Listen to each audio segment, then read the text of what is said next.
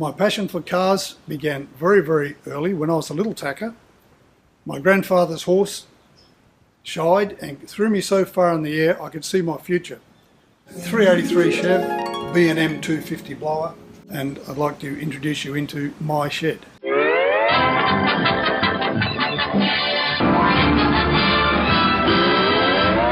So my big brother actually led me into cars. He and his mates were hotting up things many years before I got into it. I spent 22 years in the army, so until I was in my 40s, I didn't have the time, space or money to indulge my passion. But I've always been keen on cars, whether they be drags, speedway or whatever. As kids, we always used to sneak in the speedway fence at Claremont and watch the speedway on Friday nights. And our passion just grew from there. This is the play area and the cool corner. We have drinks here on Fridays, whoever turns up. But the main part are the vehicles. And first of all, we have my 51 Ford pickup. We bought back from America in 1990 as a basket case and spent a couple of years building it the way it should have been in the first place. It has a Chevrolet 383 engine and a B&M blower, turbo 400 transmission and Falcon disc brakes. 750 double pump Holley carburetor. It is rigged up to run on gas because we tow the caravan with it a fair bit now. We've done 2 trips to Queensland towing the caravan, so it helps to have it on gas. The interior is done with a lot of early Australian gear, early Ford Falcon, steering column and wheel. The rest of the interior is pretty much standard. In the early days when the Ravenswood racetrack was going, we used to take this down quite a bit and have a whole lot of fun. It's about going out and burning rubber and having a good time. Because as you know, so, real men smoke rubber. So how many rubber did you smoke? Wait.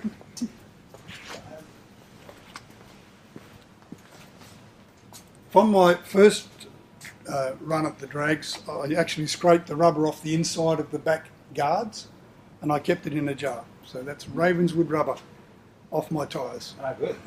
Your personal production. Yeah. Yeah. Mm.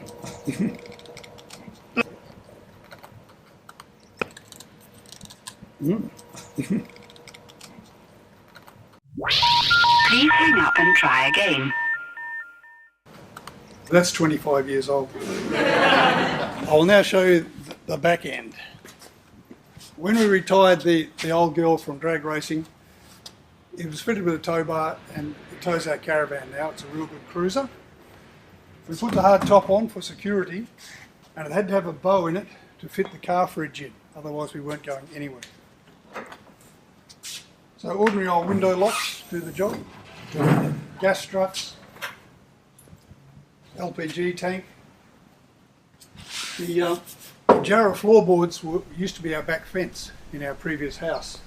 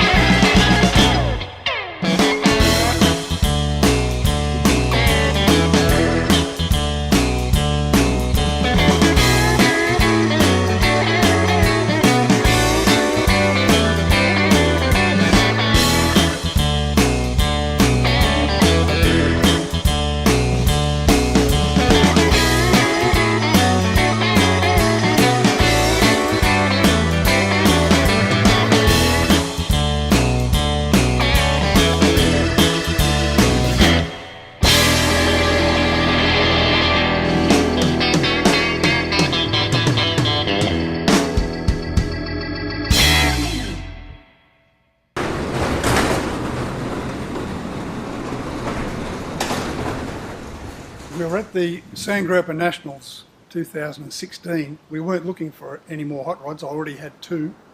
But this one came up for sale, and it was a car we knew, and we knew the owners from years back. And it was a good price, and we just decided that with grandkids we needed a four-door sedan, four-door car. So this one filled the bill, and very collectible, a 48 Mercury. Yeah, a lot of people wanted to buy it since, but it's not for sale. That whole time I've been bringing it back up to where it probably should have been, redoing brakes and axle seals and getting the speedo to work. We redid the whole interior because it was very gruesome. It was mission brown with shag pile carpet. It really looked horrible. Now it's beautiful. And I repainted all the interior from chocolate brown to this nice cream colour. We've had the hood lining done and all of that. I put seat belts in the car for our own safety, but also so we can carry the kids and grandkids around and hopefully inspire another generation of rodders. Externally, the car looks the same as when we bought it, except I've lowered the back 5 inches and the front 3 inches. It's a beautiful cruiser out on the highway, and we do use it. We are driving back from the Bendigo Hot Rod Nationals earlier this year. We were getting close to the Nullarbor Plain, almost in the middle of nowhere, and the right rear axle decided to pop out. And as the car hit the ground and we're grinding to a halt on the highway, the axle and wheel went shooting past us. So I said to Gabby, watch that wheel, we're going to need it. You can never have enough wheels. Never. Yeah, especially when you lost some. When you're getting around on 3, you definitely need some more. Yeah. I did not hot rod this vehicle, obviously. It was done in Victoria in the 80s. Someone had a donor car, either a Chevy Impala or a Holden. So it has a 327 Chev engine, Power Glide 2-speed automatic transmission, and a Chev 10-bolt diff. It has Holden HQ disc brakes on the front. The rest of the running gear is standard, except for a 3-inch reverse eye spring on the front. Just about everything on the car has been reconditioned, from brakes to axle seals, valves have been done, just a lot of small stuff to bring it back up to speed.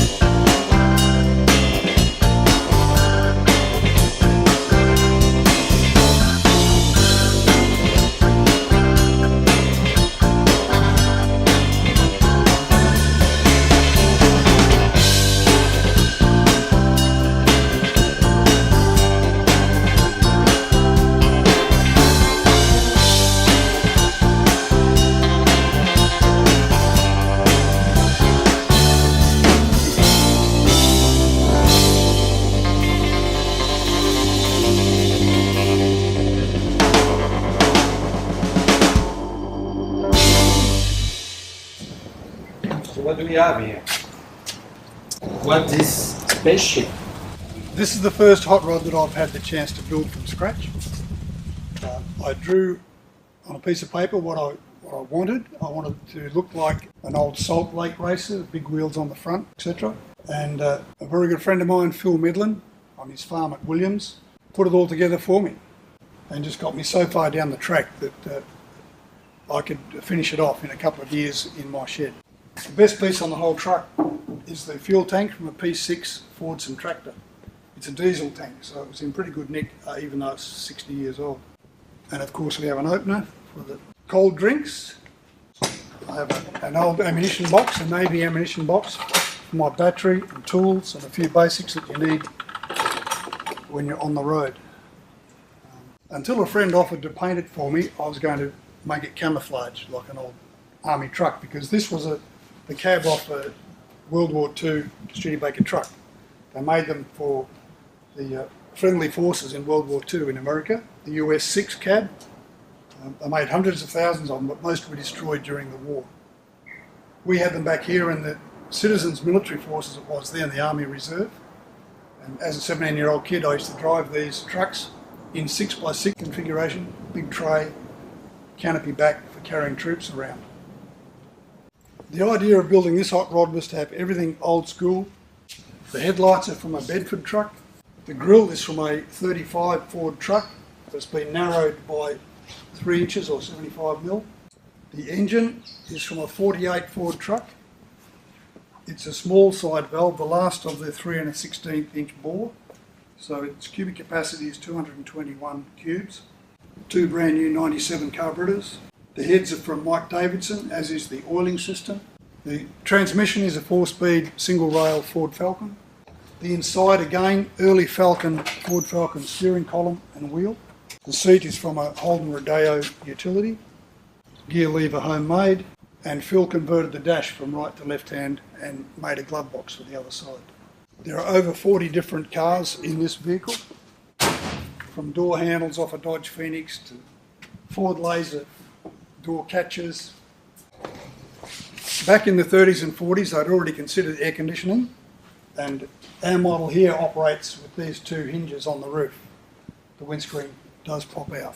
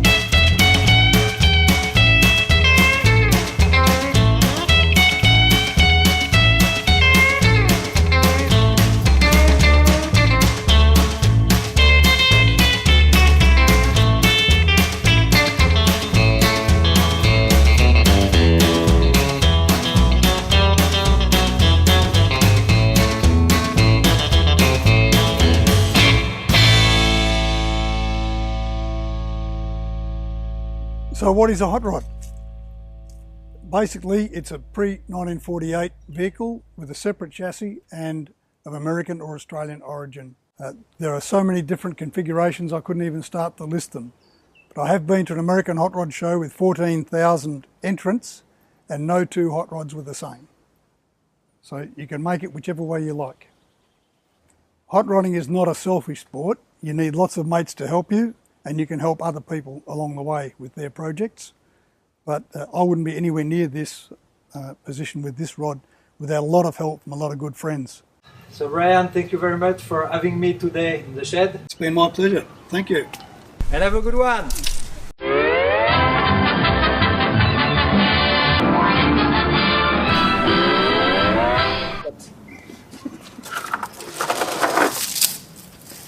I couldn't leave those in the shop. Just too good.